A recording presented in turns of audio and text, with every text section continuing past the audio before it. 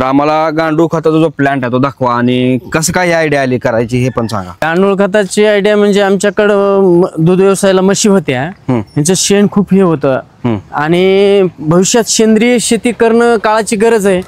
त्याच्यामुळे आम्ही काय विचार केला की बाबा ह्याच्यापासून गांडूळ खत जर तयार केला तर आपल्याला 4 पैसे बी होतात आणि शेतीचं उत्पन्न वाढन.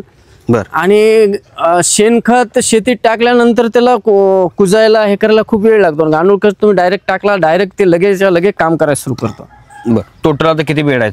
आता माझ्याकडे 20 बेड आहेत आता सध्या लावलेले आणि मोकळे काही आहे. आता हे गांडूळ खत प्लांट टाकून किती दिवस झालं? मग हे 17 मध्ये टाकला.